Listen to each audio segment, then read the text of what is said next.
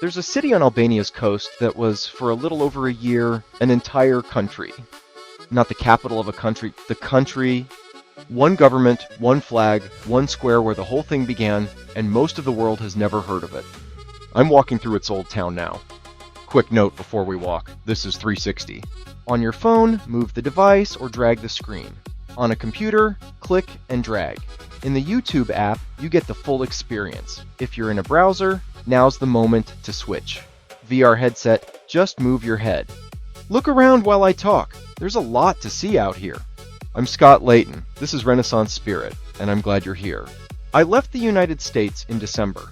I didn't book a whirlwind tour of Albania. I came to stay, to slow down, to actually be somewhere. That's what my expat life is. A different rhythm, a different pace, a different way of measuring what a day is worth. I spent all of June in this city, and I want to show you why it earned that time. You'll see it written two ways: Vlora, Vlore, same city. If you're wondering which one is right, they both are. Albanian has something English doesn't. A definite article you build right into the noun. Vlore is the base form. Vlora is what you get when you add the equivalent of the Vlora. It's the same trick you see across the country. Terrain becomes Tirana, Korçë becomes Korça, Shkodër becomes Shkodra. Once you notice it everywhere. The Italians called this place Valona. The ancient Greeks called it Aulon. That's the oldest name, going back to the 6th century BC. 26 centuries of continuous habitation on the same coast. Illyrians, Greeks, Romans, Byzantines, Normans, Venetians, Ottomans, each of them left something. Each of them called it something different. The Vlonjat, that's what the people from here call themselves. They've been through all of it, and they're still here. The old town of Vlora is small. Honestly, a lot of what surrounds us here has been restored recently. The city ran a real preservation project on the streets around the old Muradije neighborhood, pulling facades back toward what they looked like in the Ottoman period. Stone bases, wooden upper stories, courtyards behind the walls. You'll hear some travel writers grumble that it's not really old. I think that misses the point. What we're walking through is a place that remembers what it looked like and decided to look like that again. That's a choice a city makes. That's not nothing. Vlora sits on a wide bay. If we walked west from here for maybe 20 minutes, we'd be at the water. The Lungomar, the long seaside promenade where the whole city comes out at sunset. If we turned and looked east, up on the ridge, we'd see the Kuzum Baba, a Bektashi teke on the hilltop where people go for the view and for quiet. This town lives between a mountain and the sea. It always has. This part of the old town is called Muradije. It's named for a mosque that was built here in 1537, nearly 500 years old, by an architect named Mimar Sinan. Sinan was, arguably, the greatest Ottoman architect who ever lived. He designed the Suleymaniye in Istanbul, he designed the Selimiye in Edirne, and he designed a small, dignified mosque on a coastal town at the far western edge of the empire. That mosque survived the Ottoman period. It survived 2 world wars, and, remarkably, it survived Enver Hoxha's Albania, a communist regime that in 1967 formally declared Albania the world's first officially atheist state and closed, destroyed, or repurposed almost every religious building in the country. Mosques became warehouses. Churches became sports halls. The Muradije made it through with its dome and its minaret intact. It's an active place of worship again. It gave this whole neighborhood its name. There's other Ottoman history laced through these streets too. Somewhere near here is the old 2-story residence of the Vlora family, one of the most powerful Ottoman Albanian landowning families in the south, and the family that produced some of the key figures in what happened in this city in 1912. Which brings us to why Vlora matters at all. A short walk from where we are, closer to the water, there's a square. It's called Sheshi I Flamerit, Flag Square. I'll cover it properly in another video. But everything about why Vlora is called what it's called, why this city has the nickname it has, why Albanians anywhere in the world know this coastal town by name. All of it comes from what happened at that square on November 28, 1912. Albania had been under Ottoman rule for almost 5 centuries, since 1479. 500 years is a long time to be a province of somebody else's empire. And the Albanians were the last people in the Balkans to leave that empire. Everyone else, the Serbs, the Greeks, the Bulgarians, the Romanians, had already broken off. When the First Balkan War started in October of 1912, the Albanian lands were suddenly getting carved up by neighbors who had no intention of leaving anything for an Albanian state to exist on. So a man named Ismail Qemali came home. He was 68 years old. He'd spent almost his entire career inside the Ottoman government he was now going to help walk away from. He'd been traveling through Europe, Bucharest, Vienna, Trieste, trying to gauge which of the great powers would recognize an Albanian state if one existed, and he called for a national assembly, here in Vlorë. 40 delegates signed the declaration. Roughly 80 made it into town. The war made travel dangerous, and many Albanian regions were under military occupation and couldn't send anyone at all. On the afternoon of November 28th, from the balcony of a house not far from where we're walking, Ismail Qemali read the declaration. Albania was, from that day on its own, free and independent. And they raised the flag. The flag was hand-sewn by a woman named Marigo Posio, using cheap cloth and stitched together by hand because there wasn't time for anything better. Red, with a black double-headed eagle, that flag has been the flag of Albania, in one form or another, ever since. Vlorë was, for a little over a year, the capital of the country. From November 1912 to early 1914, this was the seat of the Albanian government. 25 different foreign currencies were circulating because Albania didn't have one yet. The country had no army worth the name, and it still existed because these people said it did. The Albanians call Ismail Qemali the Plaku I Vlorës, the old man of Vlorë.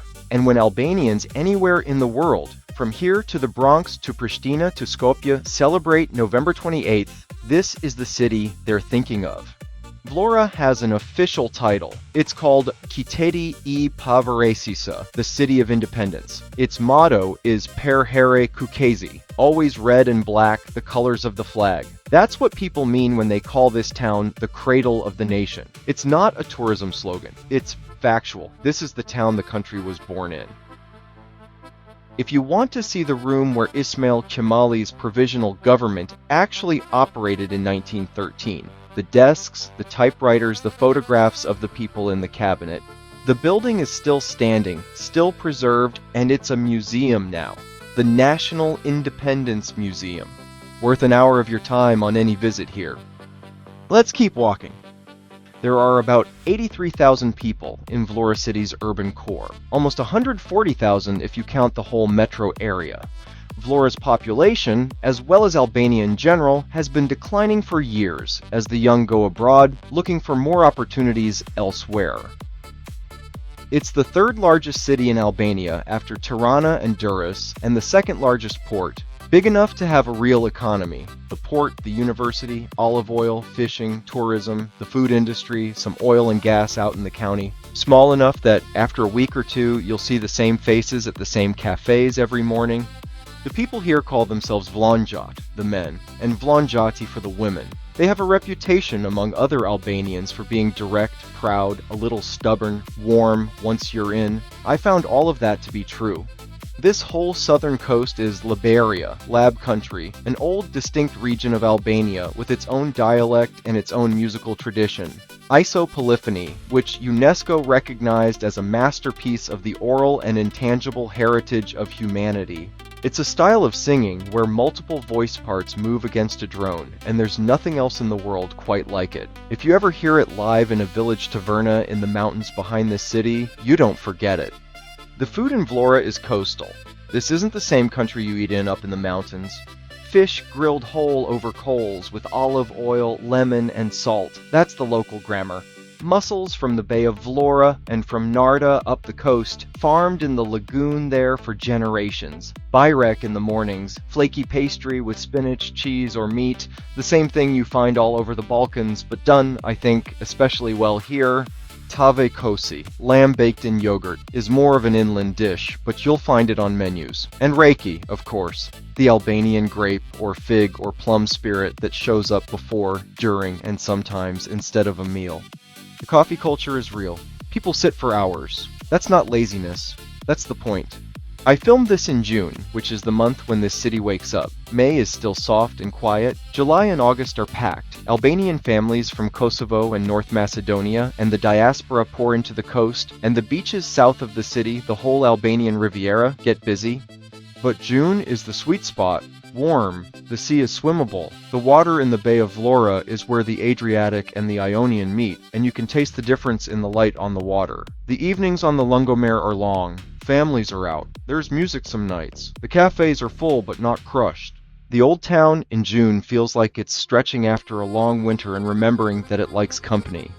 If you're ever going to come to this city, come in early June or late September. That's when Vlorë is itself. Here's what I think Vlorë is really about. Every country has an origin story. Americans have Philadelphia, a room, a document, a set of signatures. The French have the Bastille. The British don't have a single moment because they never had to invent themselves. Albanians have this town, this coastline, that November afternoon in 1912. A 68-year-old man on a balcony, a hand-sewn flag, 40 signatures, and a coastal city that decided a country would exist because they said so. Nations aren't rocks, they're agreements, and every agreement needs a place where it was made.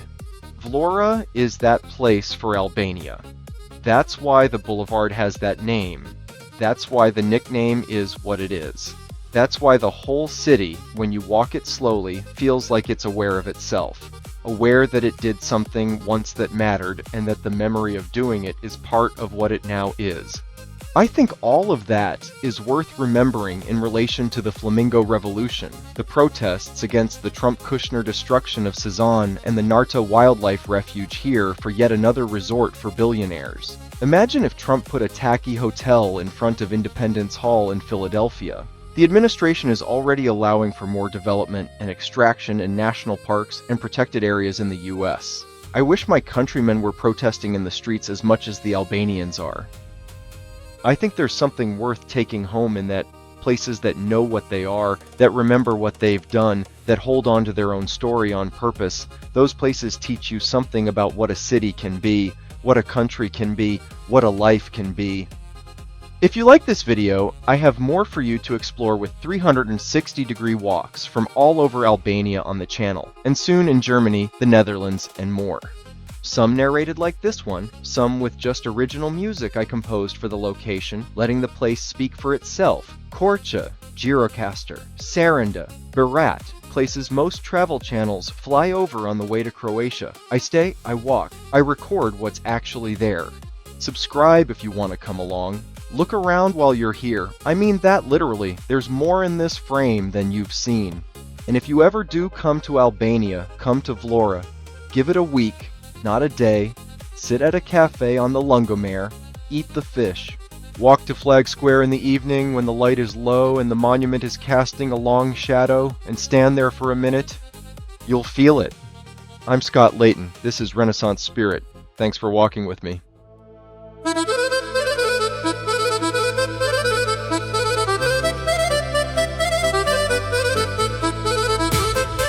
Në Vlorë, Qyteti puth tokën tonë, një qytet, një emër, një flamur. Këtu ngritëm, pas shekuj në hije, këtu dëgjua zëri liris. Qyteti, Qyteti.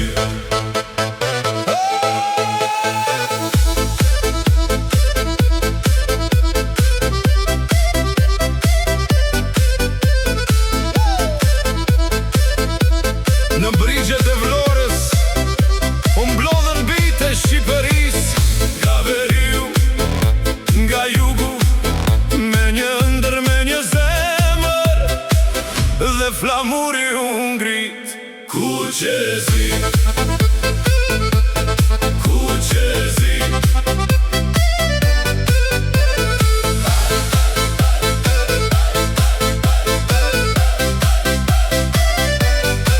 Këtu filloi një Shqipëri e re, në qytetin e Vlorës, liria mori emër.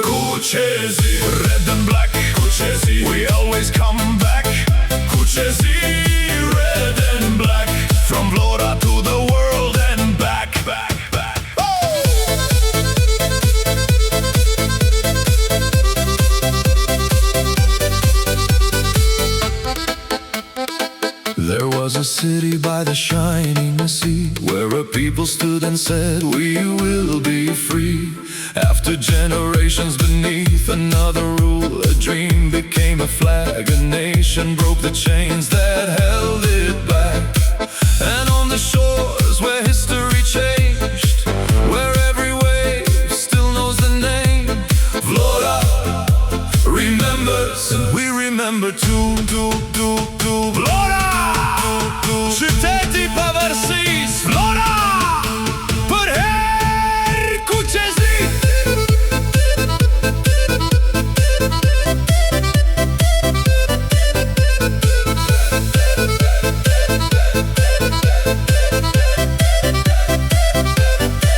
Today the young ones leave these streets with hope inside a suitcase, chasing work, chasing dreams, searching for a better place. They fly beyond the mountains, they cross another sea, they build their lives in foreign cities, but home is never far away. Shko, kërko ëndrën tënde, shko, gjej një jetë më të mirë.